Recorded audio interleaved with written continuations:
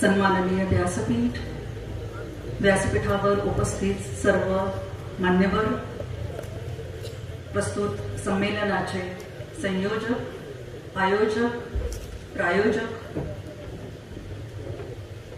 आणि उद्घाटक असलेले अत्यंत तरुण आणि तडफदार आमदार डॉक्टर विश्वजीत कदम, अन्य सर्व मान्यवर, माझ्या समोर असलेले सर्व रसिक श्रोते आणि सर्व पत्रकार, काल भोगी हा दिवस होता.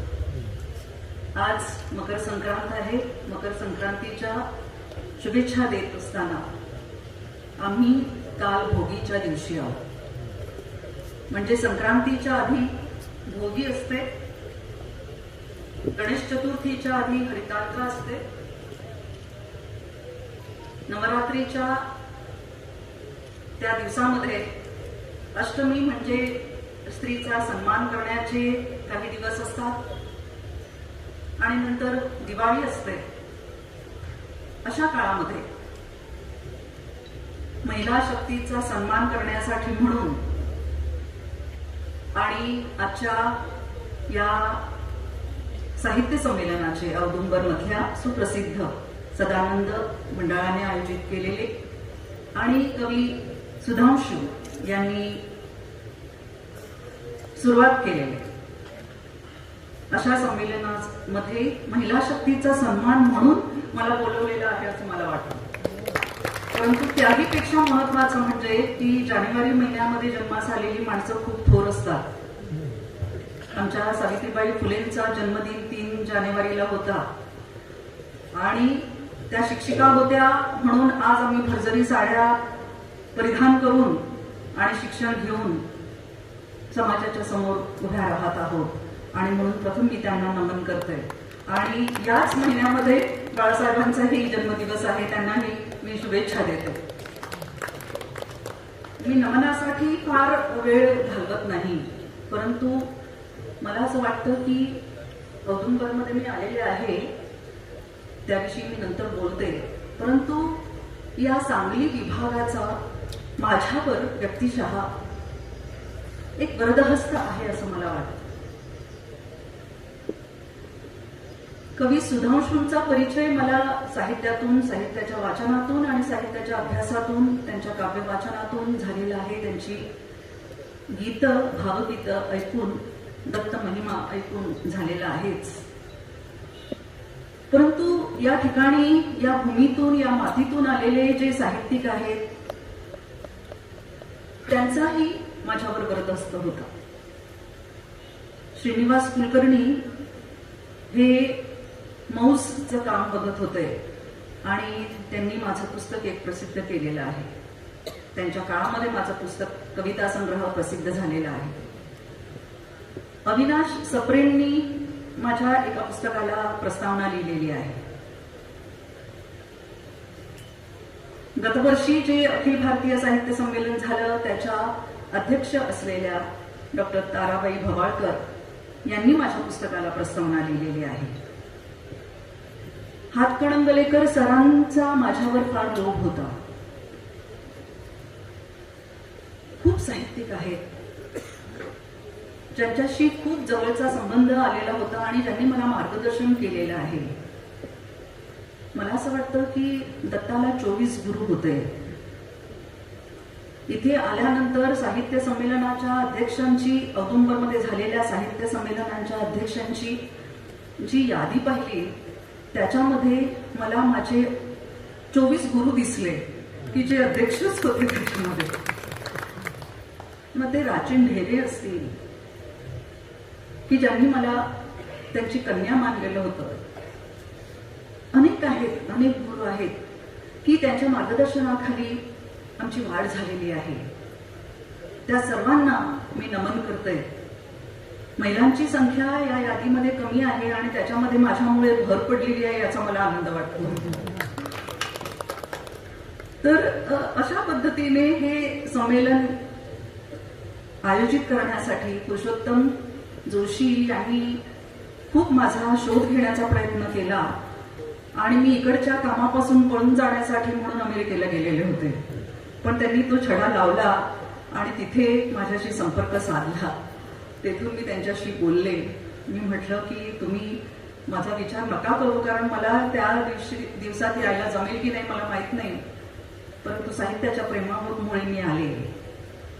आणि त्यानंतर लगेचच नाशिकचं ख्रिस्ती साहित्य संमेलन झालं आणि लगेचच हा अतिशय मोठा असा साहित्याचा सन्मान मला मिळाला असं मला वाटतं.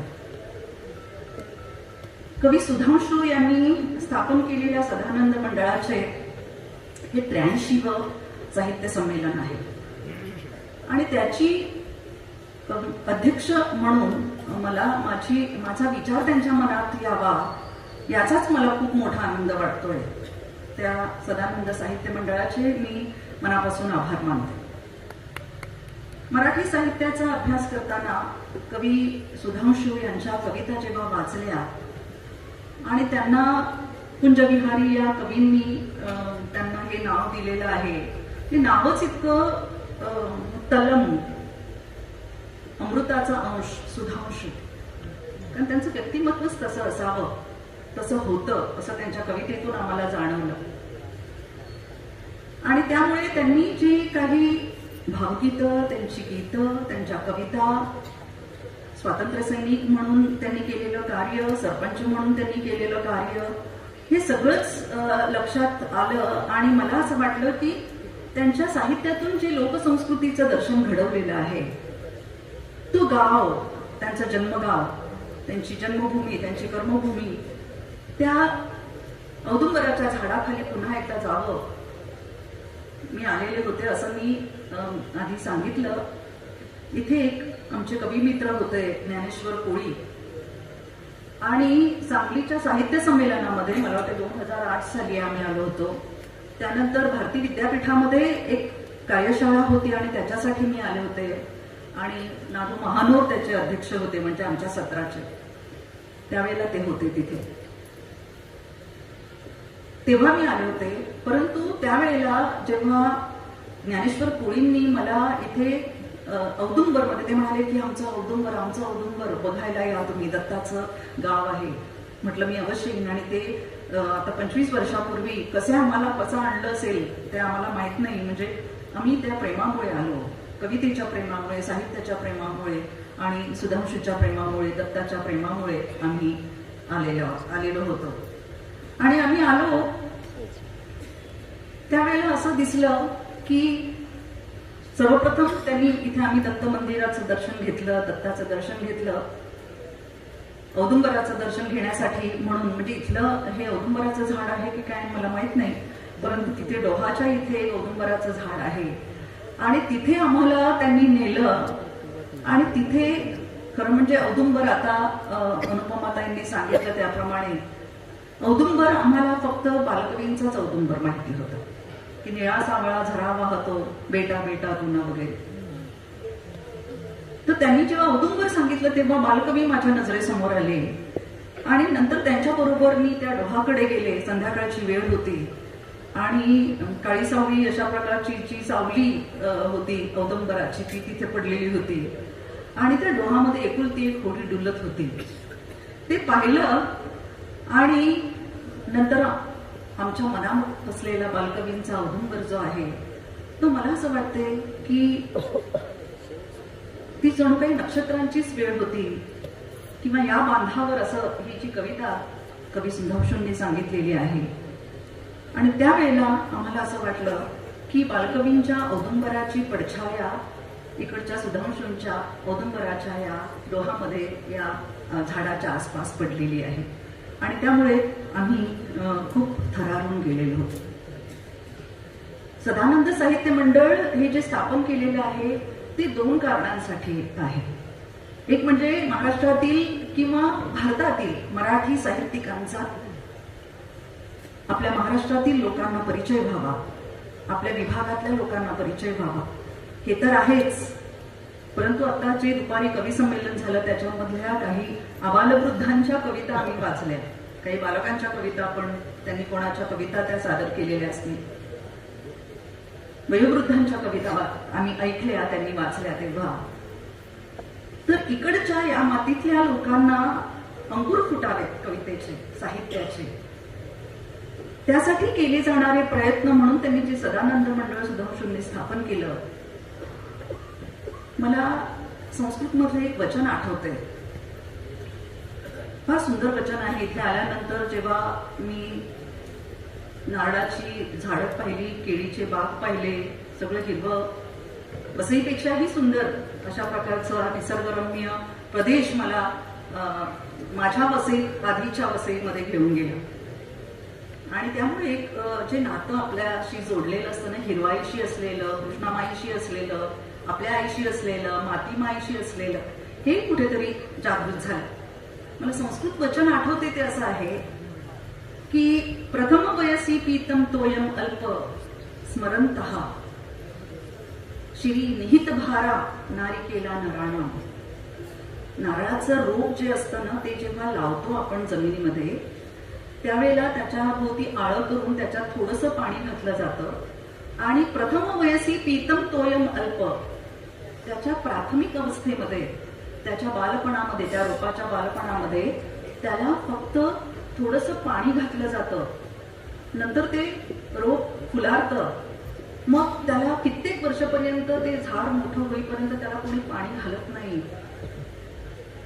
परंतु नारळाचं झाड ते कधी विसरत नाही. नाही स्मरंती नारिकेला नराणाम. नारळाचं झाड ते कधी विसरत नाही. का विसरत नाही? तर जेव्हा ते वाढतं आणि त्याला नारळ येतात, तेव्हा आपल्याला कोणीतरी पाणी घातलेलं आहे हे आठवून नारळाचं झाड आपल्या डोक्यावर नारळाचे पाण्याचे भारे घेऊन, हंडे घेऊन सतत उभं असतं आणि लोकांची तहान भागवत असतं. मला हे जे मंडळ आहे हे या नारळाच्या रोपासारखं वाटतं की कवी सुधांशूंनी आणि त्यांच्या मित्रमंडळींनी येऊन आपल्या रक्ताचं, घामाचं खतपाणी त्याला घातलं प्राथमिक अवस्थेमध्ये, आणि तो औदुंबर साहित्याचा आज त्याचा मोठा वृक्ष झालेला आहे.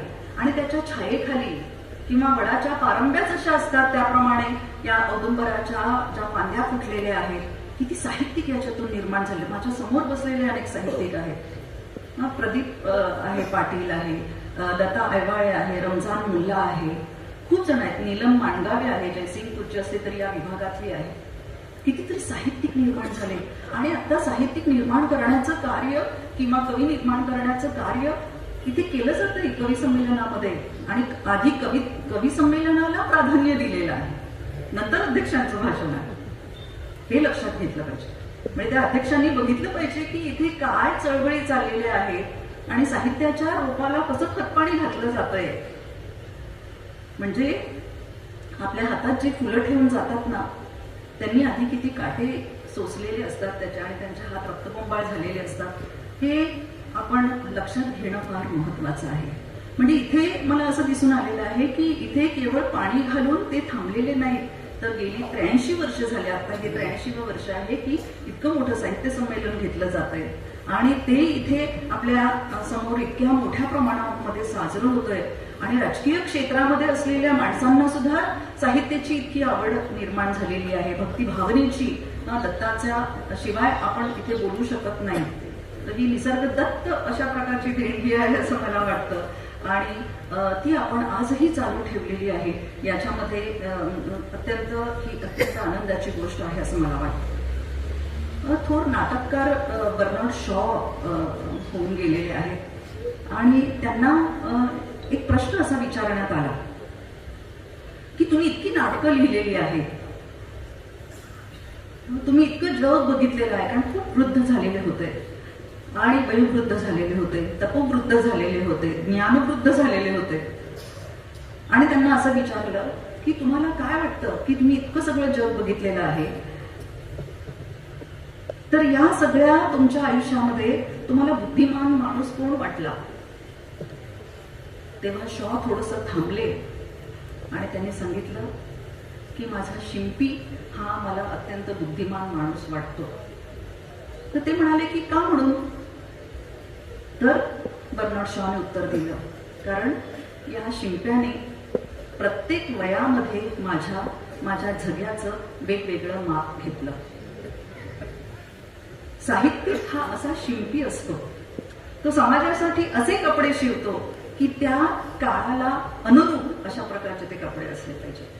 ते मग कवितेतून, ते कादंबरीतून, ते साहित्यातून, ते संशोधनातून, ते लोकसाहित्याचा अन्वय लावून बोलीमधील काही जे धन आहे, जी संपत्ती आहे, ते सगळं लोकांच्या समोर आणून तो ते कपडे शिवत असतो समाजासाठी.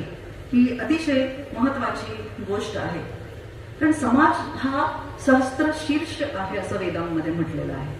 सहस्त्र डोकी आहे समाजाला.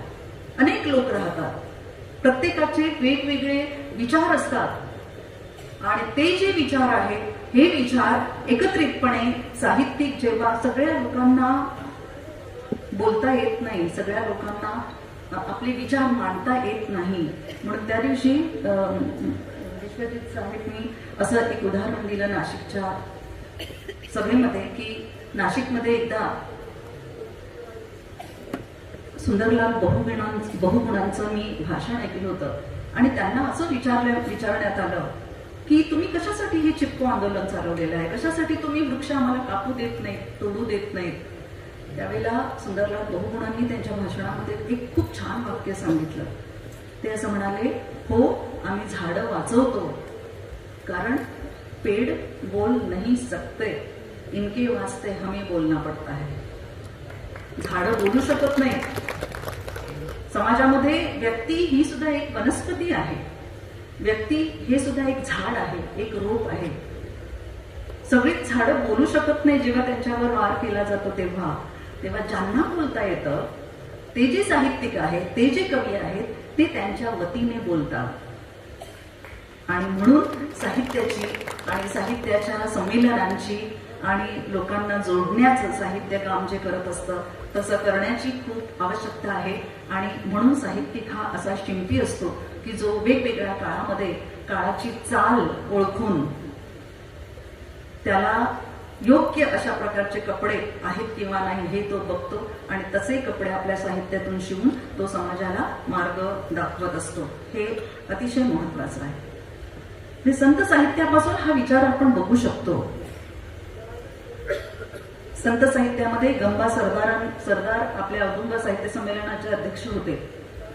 त्यांनी संत साहित्याची सामाजिक फलश्रुती नावाचं जे पुस्तक लिहिलेलं आहे, त्या पुस्तकात त्यांनी असं म्हटलेलं आहे की संतांच्या काळामध्ये वेगवेगळ्या थरातले, वेगवेगळ्या तळागाळातले, वेगवेगळ्या क्षेत्रातले, वेगवेगळ्या व्यवसायातले, वेगवेगळ्या जाती धर्माचे लोक कविता करत होते. त्याच्यात शिल्पी होते, त्याच्यात माळी होते, त्यांच्या नावातूनच ते व्यक्त होते ना. हे सगळं आपल्याला माहिती आहे, हे पुन्हा सांगायची आवश्यकता नाही.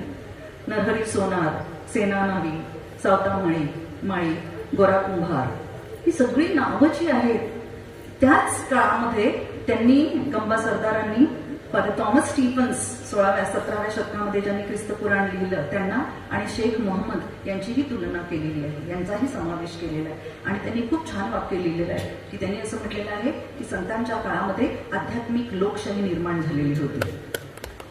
आणि मला असं वाटतं की आज 800 वर्षांनी सांस्कृतिक लोकशाही निर्माण झालेली आहे. वेगवेगळ्या समाजाचे लोक लिहित आहेत.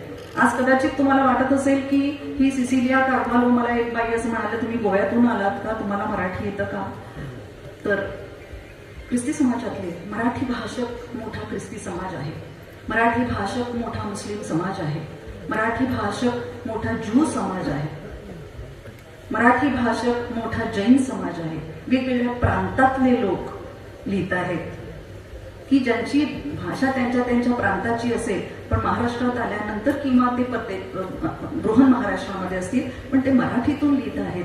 ही किती मोठी सांस्कृतिक लोकशाही आहे. ती आपण मानायची की नाही? आपल्याला एकच रंग हवाय का? किती वेगवेगळे रंग आहेत आणि हे सगळे रंग एकत्र येऊनच इंद्रधनुष्य बनतो. हे सगळे एकत्र आल्यानंतरच जीवनाला शोभा आहे. निसर्गामध्ये किती रंग आहेत, भाजीपाल्यामध्ये किती रंग आहेत, ते आपण खातोच ना. मग आपण असं म्हणतो की एकाच रंगाचे जेवण मला हवंय म्हणून नाही म्हणत आपण. वेगवेगळे रंग, वेगवेगळे प्रकार, वेगवेगळे आकार, वेगवेगळे प्राकार, हे सगळं एकत्र आल्यानंतरच जीवनाला शोभा आहे. साहित्यातून त्याचं दर्शन घडवलं जातं. म्हणून मला असं वाटतं की 800 वर्षांनंतर आज सांस्कृतिक लोकशाही निर्माण झालेली आहे आणि ती जपणं आजच्या काळामध्ये ही काळाची मोठी गरज आहे. हे आपण लक्षात घेतलं पाहिजे. विविध समाजामधले त्यांचे उपासना धर्म वेगळे आहेत. आम्ही ही दत्ताची गाणी गातो. आम्ही ही वेगवेगळे संत ज्ञानेश्वरांच्या पासून काय मुकुंदराजांच्या पासून मराठी साहित्याचा अभ्यास करताना मुकुंदराजांच्या पासून तर विवेक सिंधू पासून तर श्रीकांत नाझरेकर यांच्यापर्यंत, श्रीधर नाझरेकर यांच्यापर्यंत, एकनाथांचा नातू मुक्तेश्वर यांच्यापर्यंत सगळ्यांचा अभ्यास केलेला आहे. पण आम्हाला असं कधीच वाटलं नाही की हे संत वेगळ्या समाजाचे आहेत आणि त्यांचा कसा अभ्यास करायचा. तुम्ही ज्या ज्या भाषेचा जगाच्या पाठीवर तुम्ही कुठेही गेला तरी जगाच्या पाठीवरील वेगवेगळ्या संस्कृतीचा अभ्यास करत असताना तुम्हाला त्या त्या धर्माचा अभ्यास करावा लागतो. कारण धर्म हा संस्कृतीपासून आणि समाजापासून आपल्याला वेगळा करता येत नाही. परंतु प्रतिभेचा धर्म जो असतो तो महत्वाचा असतो. वेगवेगळ्या धर्मामध्ये प्रतिभावंत लोक असतात. वेगवेगळ्या धर्मामध्ये, वेगवेगळ्या संस्कृतीमध्ये, वेगवेगळ्या समाजामध्ये, वेगवेगळ्या स्तरामध्ये, वेगवेगळ्या क्षेत्रामध्ये, व्यवसायामध्ये प्रतिभावंत लोक असतात. परंतु प्रतिभेला कोणताही धर्म नसतो. साहित्याला कोणताही धर्म नसतो. आपण कोणत्याही प्रकारचं साहित्य कधीही उघडावं, कोणतंही पुस्तक आणि वाचावं आणि कोणीही आपल्याला बंधन घालू शकत नाही. सर्व धर्मग्रंथ आपण वाचले पाहिजेत. कारण त्या त्या काळच्या समाजाचं वर्णन त्याच्यामध्ये आहे, समाजाचं दर्शन त्याच्यामध्ये घडवलेलं आहे, हे आपण जाणलं पाहिजे. मला टोनी मॉरिसन म्हणून अमेरिकेतली एक प्रसिद्ध लेखिका, तिने जे म्हटलेले तिचे जे विचार आहेत ते आजच्या काळामध्ये मला अधिक महत्वाचे वाटतात. ती असं म्हणते की this is the time when artist go to work, not when everything is all right, not when it looks sunny, it's when it is hard. जेव्हा सगळं काही आलबेल आहे, सगळं काही छान छान छान छान चाललेलं आहे, तेव्हा नाही साहित्यिक लिहित. जेव्हा सगळं आलबेल नसतं, जेव्हा सगळं छान छान चाललेलं नसतं, तेव्हा जी उलथापालत चाललेली असते ना, ती उलथापालत आणि माणूस म्हणून आपल्याला जेव्हा नाकारलं जातं, वेगवेगळ्या धर्मावर जेव्हा हल्ले होतात, वेगवेगळ्या धर्मातील लोकांवर, वेगवेगळ्या समाजातील लोकांवर जेव्हा हल्ले होतात आणि त्यावेळेला संविधान धोक्यात येत असतं. संविधानाने आपल्याला अभिव्यक्ती स्वातंत्र्य दिलेलं आहे, धर्मस्वातंत्र्य दिलेलं आहे, वेगवेगळं ते वाचायलाच पाहिजे. तो खरा आपला आजच्या काळाचा धर्मग्रंथ आहे. संविधान हा खरा धर्मग्रंथ आहे आणि त्यामधून सगळ्या माणसांना माणूस म्हणून जगण्याची जी संधी दिलेली आहे ती आपण आपल्या साहित्यातून मांडणं ही आजच्या काळाची गरज आहे. कारण जेव्हा काळोख दाटलेला असतो त्यावेळेला प्रकाशाची गरज आहे. आपल्याला संत तुकारामांनी सांगितलेलं आहे, वाटा उजाडावया आलो, वाटा उजळण्यासाठी मी आलेलो आहे, कोणाची नाकेबंदी करण्यासाठी नाही आलेलो आहे मी. हे सारं लक्षात घेण्याची आवश्यकता आहे. कारण आपल्या आधीच्या अपूर्व सुरींनी आपला जो दबलेला आवाज होता तो मांडण्याचा, तो आवाज उमटवण्याचा प्रयत्न केलेला आहे आणि तोच आवाज आज आपल्याला ऐकू येत आहे. तो साहित्यातून ऐकू येतो आहे. आपण जेव्हा एक छोटीशी कविता वाचतो, 4 ओळींची कविता, 2 ओळींची कविता, ते आपल्याला खरोखर असं वाटतं की याला काहीतरी सांगायचं आहे, याला काही बोलायचं आहे आणि ते आपण वाचत असतो, ते आपण ऐकत असतो. आपल्या अंगावर शहारे येतात आणि आपण सांगतो की खरंच हे मला सांगायचं होतं पण हे मला नाही सांगता आलं. ती आपली वाट कोणीतरी उजळलेली असते. हे आपण लक्षात घेण्याची फार आवश्यकता आहे. भाषा, म्हणून मला असं वाटतं की आज आपल्याला भाषेच्या संदर्भात बोलण्याची आवश्यकता आहे. आज आपल्याला साहित्याच्या संदर्भात बोलण्याची आवश्यकता आहे. भाषा हा वाहता प्रवाह असतो, त्याला कोणी अवरुद्ध करू शकत नाही आणि तो होणारही नसतो. त्यामुळे तो प्रवाह वाहत असताना त्याच्या काठावर जे घटक असतात ना, हे सगळे घटक तो आपल्या सोबत घेऊन आणि त्यांना पाणी देऊन त्यांची निगराणी करून हा प्रवाह पुढे जात असतो. त्या प्रवाहाच्या बरोबर आपल्याला जायचं असतं. तर त्यामुळे वेगवेगळ्या संस्कृतीमध्ये, वेगवेगळ्या समाजामध्ये प्रचलित, वेगवेगळ्या धर्मामध्ये प्रचलित असलेल्या प्राककथा असतात, मिथकं असतात, लोकसाहित्य बघा. म्हणजे कोणत्याही समाजामधली लोकसाहित्य जर बघितली किंवा बोलीभाषामधील, की ती जी मिथकं आहेत किंवा धर्मग्रंथामधील मिथकं आहेत, म्हणजे रामकृष्ण दत्त ही आज मिथकं झालेली आहेत. त्यांचं जीवन आपण जाणून घेण्याचा प्रयत्न करतो, कारण या लोकांना आपण बघितलेलं नाही. प्रेषितांना, संतांना आपण बघितलेलं नाही. ज्ञानेश्वरांना, ज्ञानोबा तुकाराम का असं आपण म्हणतो? का आपण गळ्यामध्ये माळा घालतो त्यांच्या नावाने? आणि का पायी पायी रस्ता तोडवत आपण वारी करतो? वारीचा दुसरा एक अर्थ आहे, तो म्हणजे पाणी. कारण हे संत आपल्याला पाण्यासारखं वाहायला शिकवतात. एक वारी म्हणजे प्रवास करणं आहे आणि दुसरा ह्रस्व लिहिलेला वारी म्हणजे पाणी आहे. हे पाणी सुद्धा सतत वाहत असतं आणि आपण आपला हा सगळा माणसांचा प्रवाह चाललेला, असा सगळा चाललेला असतो त्या विठ्ठलाच्या मंदिराकडे. आम्हीही त्याच्यात सहभागी होतो. आम्हालाही विठ्ठल आमचा वाटतो. पण मग सर्व धर्माच्या, म्हणजे ही जी मिथकं म्हणून आपल्याकडे येतात, त्याचा आज आपण वेगवेगळ्या वारीचा, आज आता मी तुम्हाला वेगळा अर्थ सांगितला, पाण्याचा जो अर्थ सांगितला, वेगवेगळे अर्थ त्याच्यातून प्रतीत झाले पाहिजे. संतांनी जे सांगितलेलं आहे ते आणि अन्य अशा सगळ्या गोष्टी ज्या सांगितलेल्या आहेत, त्यांनी त्या काळाचं वर्णन केलेलं असेल नसेल, परंतु त्यांनी माणसाचं वर्णन केलेलं आहे, की माणूस कसा वागत होता. हे सगळं आपल्याला भाषेमधून कळतं आणि त्याचे विविध अर्थ, सर्जनशील अशा प्रकारचे अर्थ आपण लावतो. तर भाषा ही अशा प्रकारची सामाजिक संपत्ती आहे, रचित संपत्ती आहे. आपण जन्मताच बोलू शकत नाही, पण आईच्या गर्भामध्ये, त्या गर्भातील अस्तरामध्ये जेव्हा आपण गुंडाळलेलो असतो, तेव्हापासून आईची भाषा आपण जी बोलतो, ती भाषा बोलत बोलत आपण मोठे होतो आणि आसपासच्या सगळ्या वातावरणाचा आणि माणसांचा प्रभाव आपल्यावर होतो आणि त्याच्यामधून आपली भाषा विकसित होत जाते. त्यामुळे आपल्या पूर्वजांपासून आलेली ही जी भाषा आहे, या भाषेत वाहत आलेल्या पाण्याची आणि मराठी बाण्याची अशी नाकाबंदी किंवा अवरुद्ध आपल्याला करता येत नाही. म्हणून सकाळी ताराबाईंच्या बरोबर बोलत असताना त्यांनी जो त्यांच्या अध्यक्षीय भाषणामध्ये मुद्दा मांडला, की त्रिभाषा सूत्र जे आहे, की हिंदीची सक्ती करून आपण मराठीची नाकाबंदी करतोय का? मराठी शाळा बंद पाडून आपण नाकाबंदी करतोय का आपल्या भाषेची? मला नेहमीच एक प्रश्न सतावतोय की आम्ही मराठी माध्यमातून शिकलो, परंतु आम्ही इंग्रजी, हिंदी, संस्कृत अशा सगळ्या भाषा विकसित केल्यानंतर की त्याच्यातलं आम्ही वाचू शकतो. इंग्रजी माध्यमामध्ये शिकणाऱ्या मुलांनी सुद्धा, विद्यार्थ्यांनी सुद्धा या मराठीमध्ये काय साहित्य आहे हेही वाचायला पाहिजे. ते वाचलं जात नाही. इंग्रजीचं सुद्धा अनेकदा ते विद्यार्थी वाचत नाही. तर हा एक अतिशय मोठा भाग आहे याच्यामध्ये विचार करण्यासारखा. म्हणून प्रभा गणोरकरांनी जे सांगितलेलं आहे ना, की या सगळ्या कोलाहलामध्ये मी माझा आवाज हरवला आहे. या कोलाहलात मला माझी वेगळी लिपी शोधावी लागणार आहे. हे सगळं भाषेचं आक्रमण जे चाललेलं आहे मराठीवर, त्यामुळे मराठीचा गळा कुठेतरी घोटला जातोय.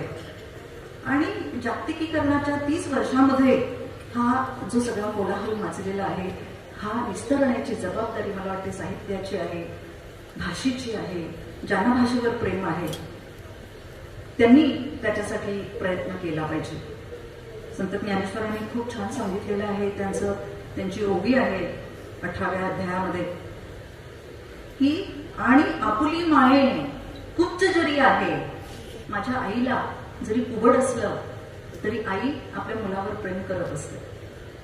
आणि आपुली मायेने कुब्ज जरी आहे तरी जीजे ते नोहे स्नेह पुरे की, तरी ती आपल्या मुलावर प्रेम करते. एरी जिया पराविया रंभे मुनी बरविया, तिया काही कराविया बाळके तेणे. म्हणजे आपल्या आईला जरी कुबड असलं तरी ती आपल्या बाळावर प्रेम करते. त्या बाळाला एखादी समोर रंभा उभी केली ना तरी बाळाला तिच्याविषयी काही वाटणार नाही आणि तिला त्या बाळाविषयी वाटणार नाही. मराठीची अवस्था ज्ञानेश्वरांनी 800 वर्षापूर्वीची सांगून ठेवली आहे बघा. माझा मराठाची आणि मराठाची बोलू कौतिके असं म्हणणारे ज्ञानेश्वर असंही म्हणतात की एवढं तिचं कौतुक करण्या अमृतातेही पैजेसे जिंके. अमृताशी पैजा जिंकणारी ही भाषा आहे आणि या भाषेला अशा प्रकारे जर वागवलं जात असेल आणि त्याच्यावर जर बंधनं येत असतील तर मग ती जबाबदारी कोणाची आहे? प्रत्येक मराठी माणसाची आहे.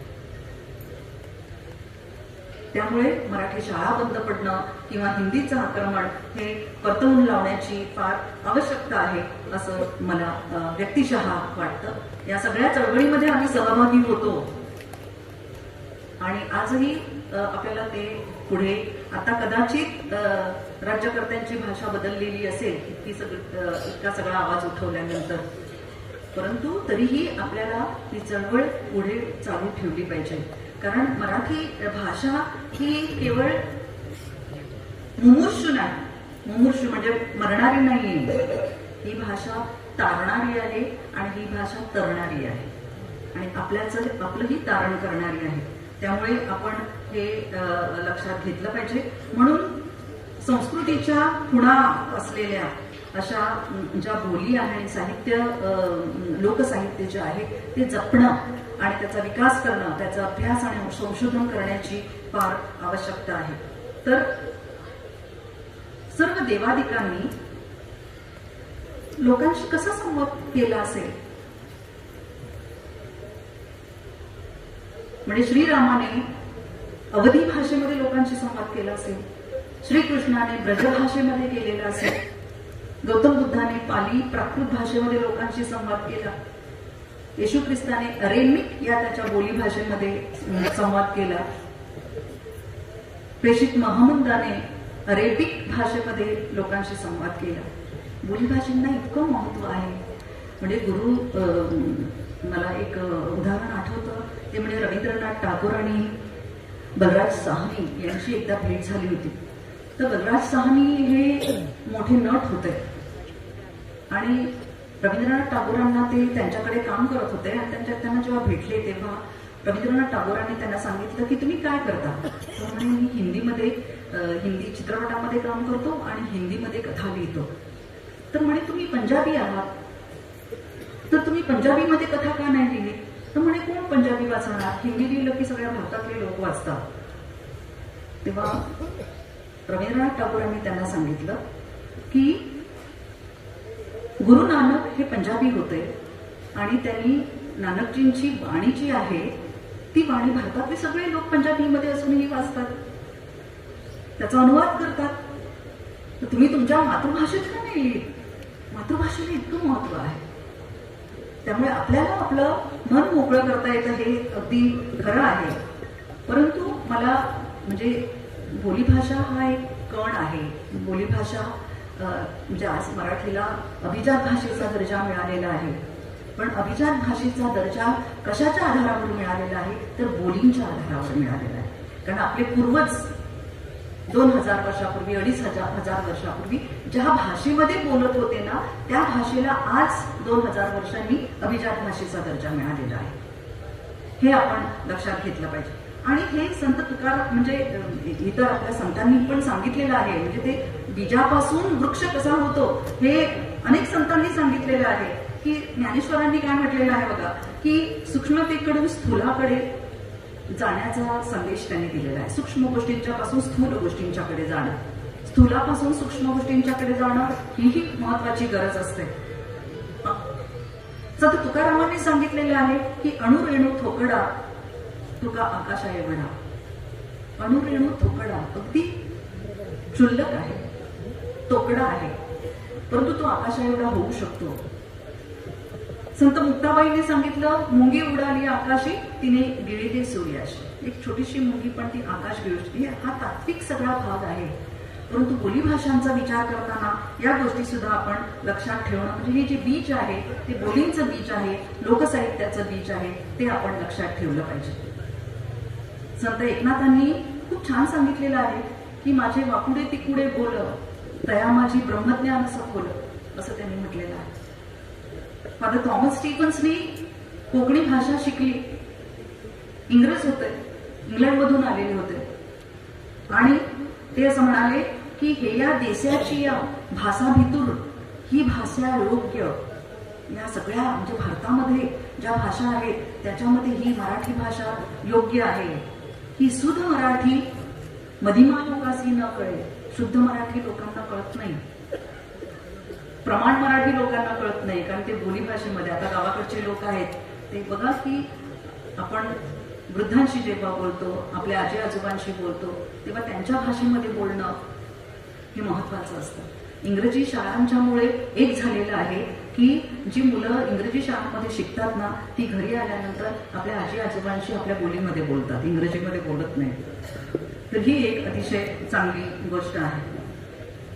शिवछत्रपतींनी मराठी भाषेच्या आधारावर हिंदवी स्वराज्य स्थापन केलेलं होतं. महात्मा गांधींनी खेड्याकडे चढण्याचा उद्देश किंवा संदेश जो दिला तो विविध कारणांसाठी आहे. की त्यांनी असं म्हटलं की निसर्गाशी नातं जोडलं पाहिजे, त्याच्यासाठी खेड्याकडे जाणं.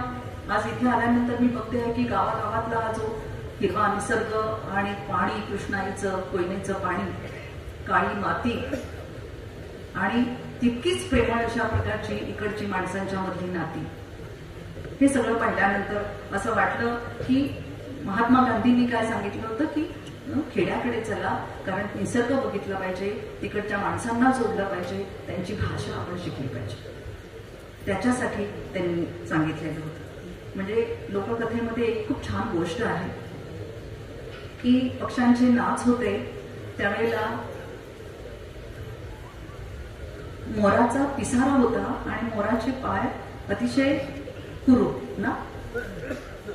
तर त्या मोराने मैनेला नाचण्यासाठी आपले पाय दिले. आधी मोराचे पाय सुरूप होते, चांगले होते, पण मैनेला नाचता येत नव्हतं म्हणून मोरांना पिसारा फुलवून नाचायचं म्हणून त्याने मैनेला आपले पाय उसने दिले आणि नाच संपल्यानंतर मैनेने आपले पाय मोराला परत दिलेच नाही.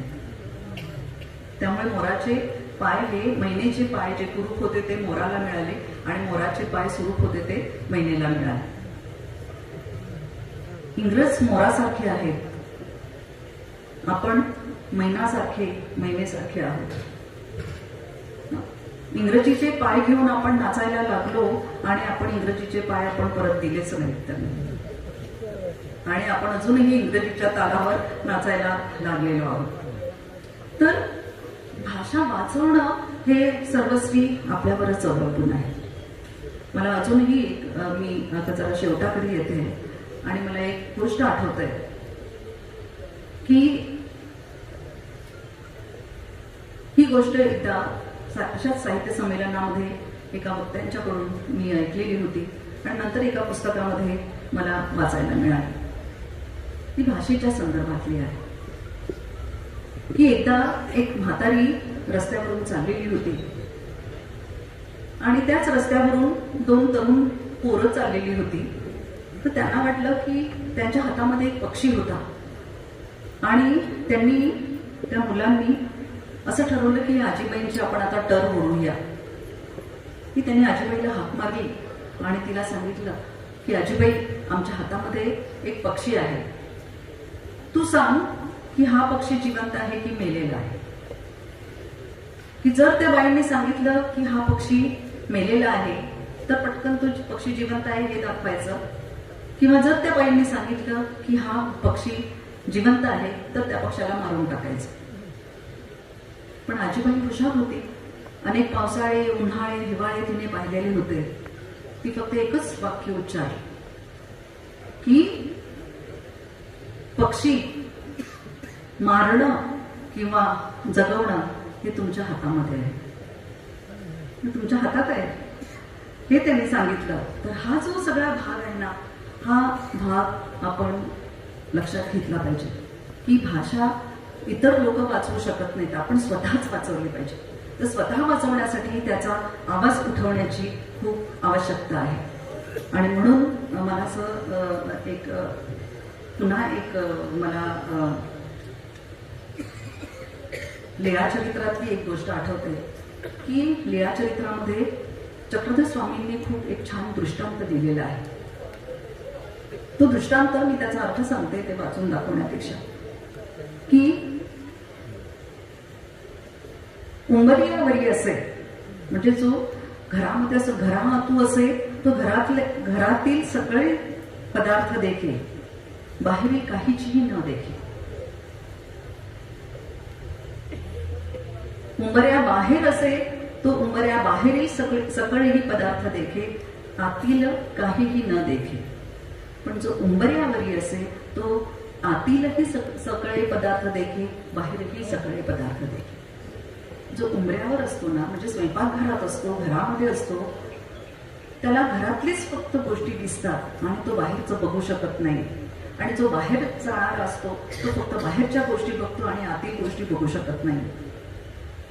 हे प्रमाण भाषा आणि मराठी भाषेच्या संदर्भातला त्याचा अर्थ आपण लावू शकतो. उंबऱ्यावरी असे तो दोन्ही बाजूला बघू शकतो, की जो उंबऱ्यावर आहे तो बोली भाषाही समजू शकतो, घरातील भाषाही समजू शकतो आणि बाहेरील इंग्रजी भाषा असेल, हिंदी भाषा असेल आणि अन्य बोलण्याच्या भाषा असतील तर त्या भाषाही तो समजू शकतो. आणि लोकांशी संवाद साधणं हे अत्यंत महत्वाचं आहे. संवादी असणं हे साहित्याचं खरं ही साहित्याची प्रेरणा आहे. आणि सहहित म्हणजे आपल्या बरोबर दुसऱ्यांचं हित करणं हे साहित्याचं जे उद्दिष्ट आहे तेच उद्दिष्ट इकडे आपल्याला दिसून येतं. तर संवादी असणं, माणसांशी जोडले जाणं, त्या जोडण्यासाठीच जणू काही मी आज इथे आलेले आहे. कारण साहित्यातून मी इतर अन्य माणसांशी, अन्य समाजाशी जशी जोडले गेले तसेच साहित्याच्या संदर्भातील हे जे विचार सांगितलेले आहेत त्यामधून आपण आज जी आजूबाजूला पसरलेली उद्धस्तता आहे, नकारात्मकता आहे. मला आता एक पुन्हा दया पवारांनी सांगितलेली, दया पवारांचं एकदा भाषण ऐकलं होतं आणि त्या भाषणामध्ये त्यांनी खूप छान गोष्ट सांगितलेली होती. ती गोष्ट अशी होती, साहित्याच्या संदर्भातली होती, की साहित्यिक म्हणजे नेमका कसा असतो. तर त्यांनी सांगितलं की त्यांनी एक उदाहरण दिलं की खाण कामगार जे असतात ना, ते खाणीमध्ये जेव्हा जातात त्यावेळेला आपल्या खांद्यावर साळुंकी घेतात आणि डोक्यावर कंदील घेऊन जातात. कारण जेव्हा ते जमिनीमध्ये खाली खाणीमध्ये उतरतात त्यावेळेला जोपर्यंत प्राणवायू आहे तोपर्यंत ते आणि ते कंदिलाची वात जळू शकते किंवा ते साळुंकी किलबिलू शकते, चिवचिव करू शकते. परंतु खूप आत गेल्यानंतर जेव्हा प्राणवायू कमी होतो त्यावेळेला ती साळुंकी चिवचिवायला लागते, परंतु तडफडते आणि मग त्यांना कळायला लागतं की आता प्राणवायू कमी झालेला आहे आणि कंदिलाची वातही फडफडते आणि मग त्यांना कळतं की आता प्राणवायू कमी झालेला आहे. मला वाटते की आज अशी परिस्थिती निर्माण झालेली आहे. साहित्यिकाला या साळुंकीचं आणि कंदिलाचं काम करायचं आहे. साहित्यिक हा तो उजेडाचा कंदील आहे की आज जेव्हा आपला गळा घोटण्याची परिस्थिती निर्माण झालेली आहे वेगवेगळ्या पातळीवरून, त्यावेळेला आपण साहित्याच्या दृष्टिकोनातून जेव्हा त्यांना सावध करतो ते सावध करण्याचं काम साहित्यिकाचं आहे. मला असं वाटतं की कवी सुधांशू यांनी जो एक मार्ग आपल्या पुढे खुला केला, आज त्याचा महामार्ग झालेला आहे. एक छोटं संमेलन त्यांनी कदाचित घेतलं असेल. मग किती थोर माणसं, किती निष्ठेने काम करणारी, साहित्यासाठी समाजासाठी काम करणारी माणसं या संमेलनाची अध्यक्ष होऊन गेली आणि ते मला गुरुस्थानी आहेत. त्यांनी जी वाट तयार केलेली आहे त्या वाटेवरून चालत आज मी औदुंबरापर्यंत आलेली आहे आणि औदुंबर या येथील साहित्य संमेलनाचं अध्यक्षपद मला दिलं आणि आपल्याशी संवाद करण्याची संधी दिली. याबद्दल मी आयोजकांचे आभार मानते आणि मी थांबते. धन्यवाद.